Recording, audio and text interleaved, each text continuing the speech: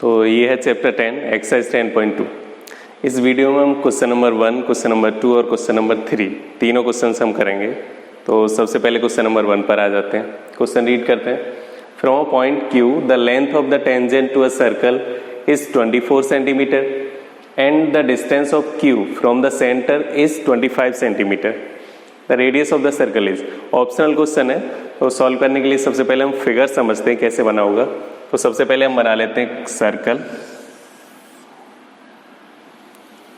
तो ये हमने सर्कल बनाया।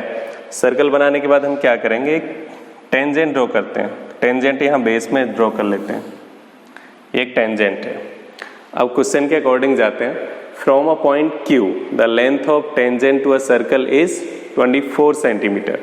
तो एक पॉइंट है Q से टेंजेंट की जो लेंथ है वो 24 सेंटीमीटर है, तो हम यहाँ पर लिख देंगे 24 सेंटीमीटर। ये सर्कल का सेंटर है। और आगे देखते हैं।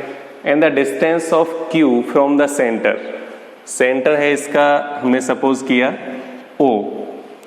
O से इस Q पॉइंट का जो डिस्टेंस है वो हमें गिवन है 25 सेंटीमीटर। तो हम इसको भी ज्वाइन कर देंगे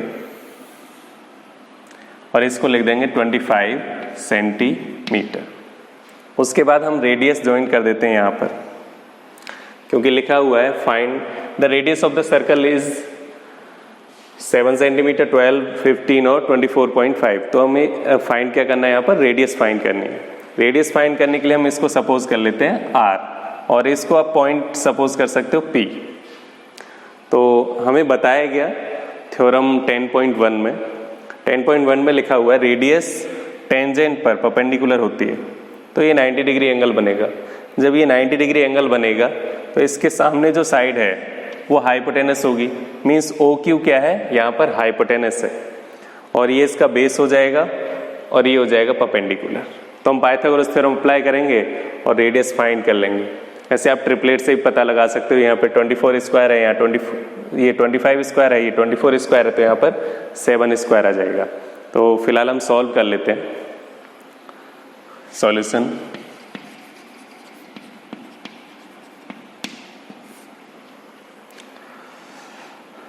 हम करेंगे OP को हमने सपोज किया है, let OP equal to R, और हमें R के लिए सॉल्व करना है।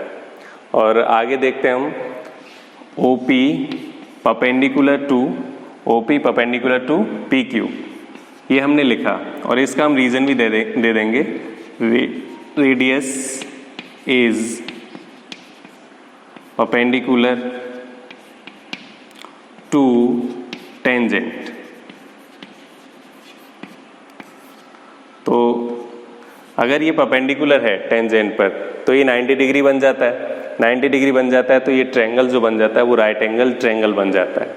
तो हम पाइथागोरस थ्योरम अप्लाई करते हैं। By Pythagoras theorem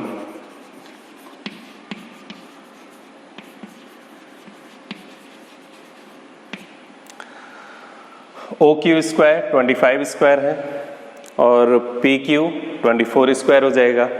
OP square R square हो जाएगा। तो हमें R स्क्वायर फाइंड करना है।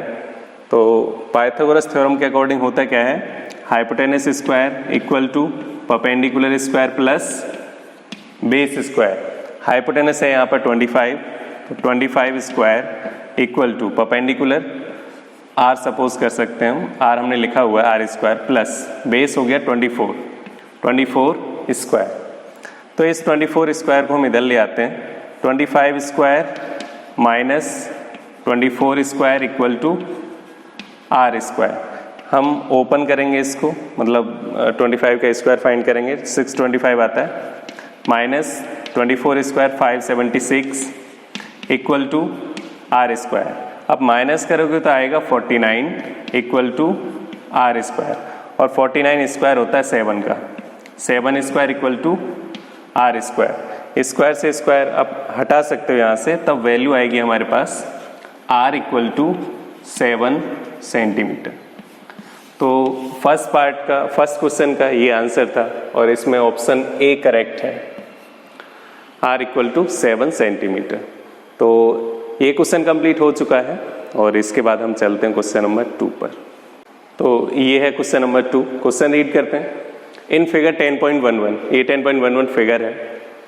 If TP and TQ are two tangent to a circle with centre O so that angle POQ equal to 110 degree, then angle PTQ is equal to, हमें ये वाला angle given है POQ 110 और हमें find करना है एंगल PTQ, ये वाला एंगल। तो इसे फाइंड करने के लिए हमें क्या करना है, ये क्वाड्रिलेटरल बना हुआ है POQT। इस क्वाड्रिलेटरल में अगर हमें बाकी 3 एंगल्स पता है तो हम फोर्थ एंगल को फाइंड कर सकते हैं। तो उसी के बेस पर हम जाएंगे। हमें पता है OPT मतलब एंगल P कितना होगा 90 डिग्री। क्यों होगा, क्योंकि TP एक टेंजेंट है और OP एक रेडियस है और रेडियस टेंजेंट पर परपेंडिकुलर होती है। उसी तरह से देखेंगे तो T से Q एक टेंजेंट है और O से Q रेडियस है। फिर से यहाँ पर रेडियस भी परपेंडिकुलर होगी, ये रेडियस भी परपेंडिकुलर होगी उस टेंजेंट पर। तो ये 90 हो गया, ये 90 हो गया और ये हो गया 110। तो angle sum property of for a quadrilateral, उससे हम फाइंड कर लेंगे एंगल T कितना होगा। तो सॉल्व करने की कोशिश करते हैं।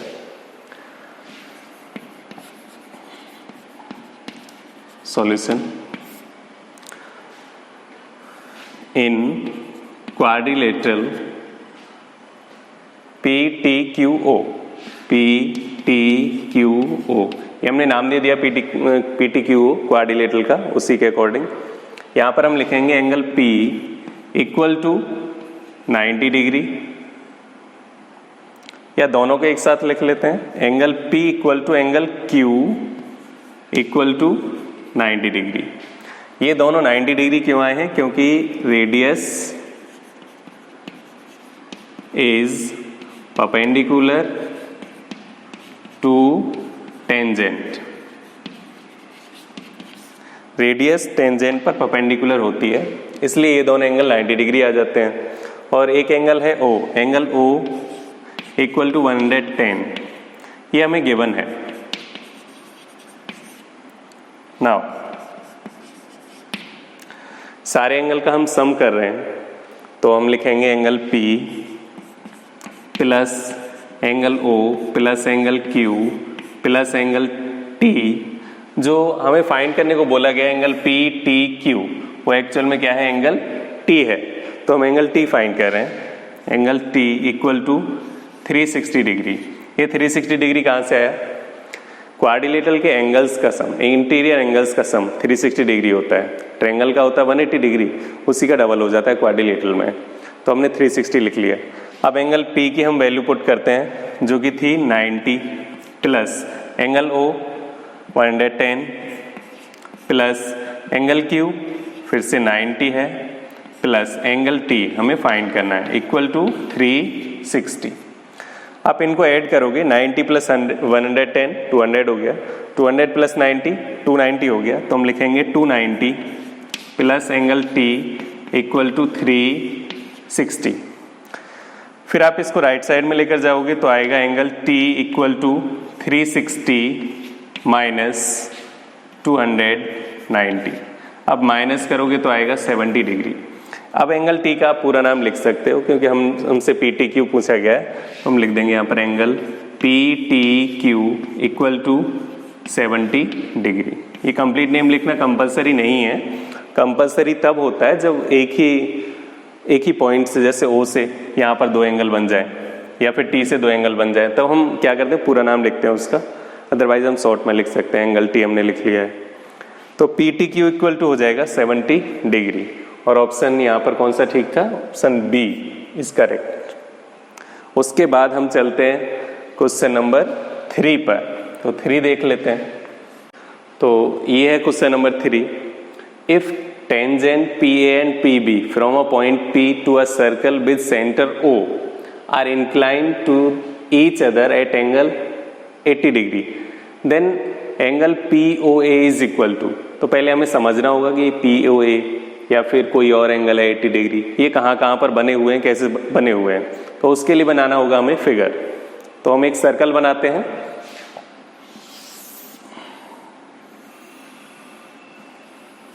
तो ये हमने एक सर्कल बना लिया और ये इसका सेंटर है, सेंटर का नाम हमने दे दिया O। तो आगे देखते हैं, क्योंकि O हमने ये नाम दिया है क्योंकि यहाँ पर लिखा हुआ है विद सेंटर O। तो अब रीड करते हैं, if tangent PA and PB from a point P point से दो टेंजेंट ड्रॉ की जाती हैं। तो इसको हम सपोज कर लेते हैं पॉइंट P, यहाँ से एक टेंजेंट इधर ड्रॉ की जाएगी और एक टेंजेंट इसी के जस्ट नीचे ड्रॉ कर दी जाएगी। तो ये दो पॉइंट हमें मिलते हैं, ये सेंटर है इसका। अब आगे देखते हैं क्या लिखा हुआ है, are incline to each other at angle of 80 degree. ये जो दोनों टेंजेंट हैं इनका जो एंगल बना हुआ है वो 80 डिग्री बना हुआ है। उसके बाद देन एंगल POA, तो ये जो दो टेंजेंट हैं इसका नाम हम दे देते हैं A और इसका नाम दे देते हैं B। PA PB यहाँ पर लिखा हुआ है P एंड PB, तो उसके अकॉर्डिंग हमने नाम लिखा है।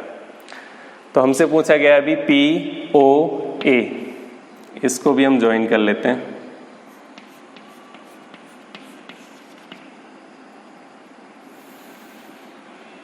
एंगल POA, ये वाला एंगल हमें फाइंड करना है। तो इस एंगल को फाइंड करने के लिए हम क्या करेंगे, या तो हमें ये जो पार्ट है APO मतलब जो हाफ पार्ट है ये पता होना चाहिए, या फिर इसी को अगर हम कंप्लीट बना देते हैं, ये वाला पार्ट कंप्लीट पता होना चाहिए तब हम फाइंड कर सकते हैं। तो फिलहाल यहाँ पर 80 डिग्री दिया हुआ था, उसको हम 80 डिग्री लिख देते हैं। ये कंप्लीट एंगल को लिखा हुआ है 80 डिग्री, यहाँ पर हाफ एंगल को हमने नहीं लिखा है।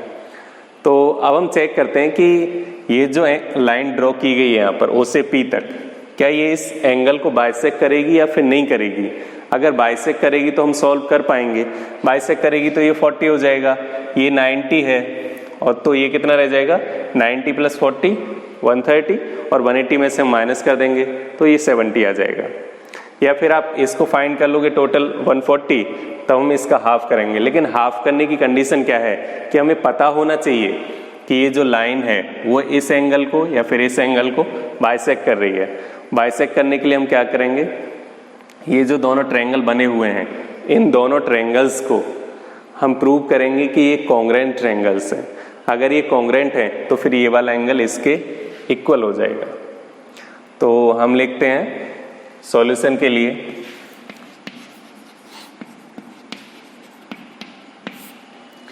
In triangle OAP and OBP, हमने O से स्टार्ट किए दोनों triangle OAP and triangle OBP। तो कंपेयर करते हैं। सबसे पहले हम लिखेंगे OA = OB, OA = OB। यहाँ पर रीजन दिया जाएगा radii of the circle. Next part, ये एंगल है 90 डिग्री और ये भी कितना होगा 90 डिग्री। ये हम थ्योरम 10.2 में भी प्रूव कर चुके हैं। तो देखते हैं, एंगल A = एंगल B, इसको लिखा जाएगा ईच 90, या फिर आप लिख सकते हो radius is perpendicular to tangent. Next part, एक और पार्ट हमें चाहिए, तो एक और पार्ट हम इसको ले सकते हैं या फिर आप टेंजेंट को ले सकते हैं, क्योंकि टेंजेंट भी इक्वल होते हैं। तो हम इसको ले लेते हैं OP। इससे क्या है, अगर आप OP ले रहे हो तो इससे 10.2 का भी रिवीजन हो रहा है, एक बार उसमें हमने ऐसे सॉल्व किया था।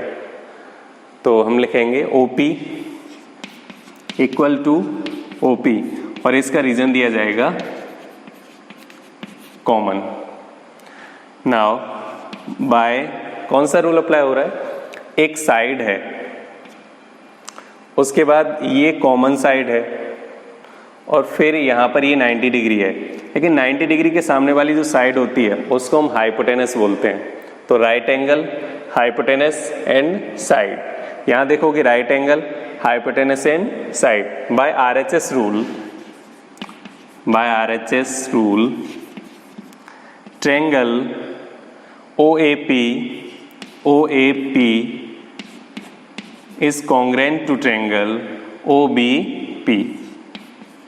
अब हमने क्या किया, हमने ट्रायंगल को, दोनों ट्रायंगल्स को कॉन्ग्रुएंट प्रूव कर लिया है।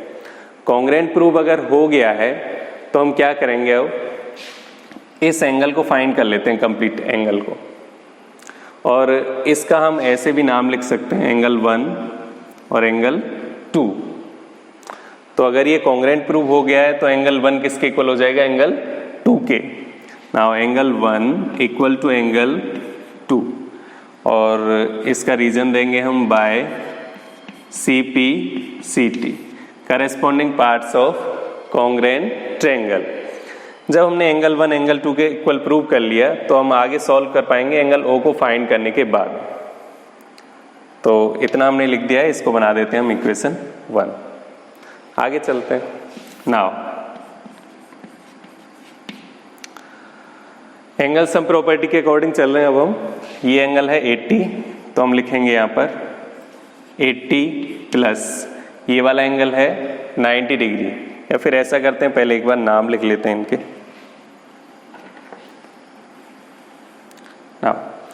अब एंगल सम प्रॉपर्टी के according angle BPA, angle BPA plus PAO, angle PAO, next AOB, angle AOB plus next angle है OBP, OBP equal to 360 degree.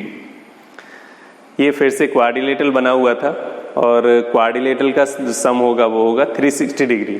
तो BPA ये हमें एंगल दिया हुआ है 80 डिग्री, इसको हम लिख लेते हैं 80 प्लस PAO, PAO ये है angle 90 degree plus AOB, AOB हम फाइंड कर रहे हैं तो हम इसको ऐसा ही रहने देंगे, AOB प्लस OBP ये 90 डिग्री है equal to 360।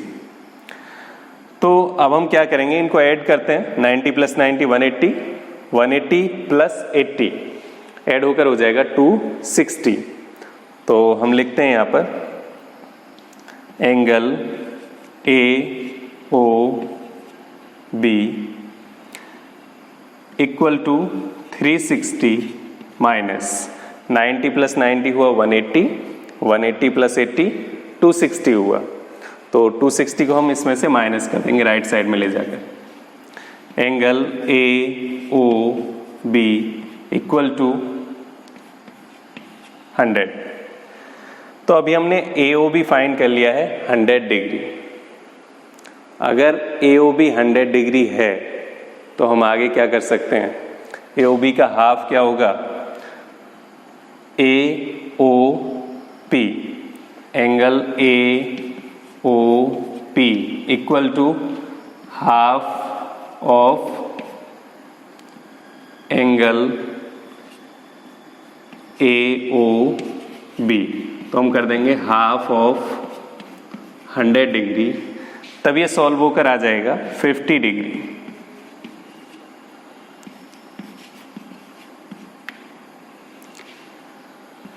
AOP equal to 50 degree. तो हमारा आंसर कौन सा ठीक था, ऑप्शन ए।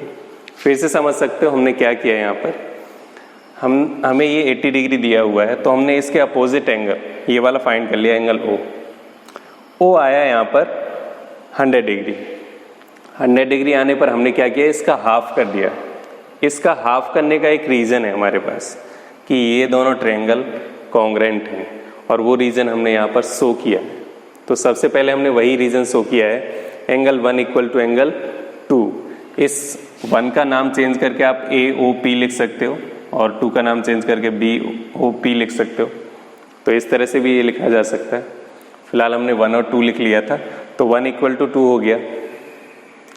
इस कंडीशन के बेस पर हमने क्या किया, AOB को हाफ कर दिया है, क्योंकि इसके जो दो पार्ट हैं 1 और 2 वो आपस में इक्वल हैं।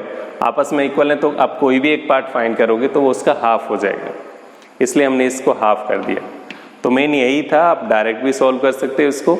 अगर ये ऑप्शनल क्वेश्चंस में आता है तो आप क्या करोगे, यहाँ पर 80 है 180 में से 80 माइनस कर दो, 100 आ गया, 100 का हाफ कर दो तो ये 50 आ जाएगा जो हमसे पूछा गया था।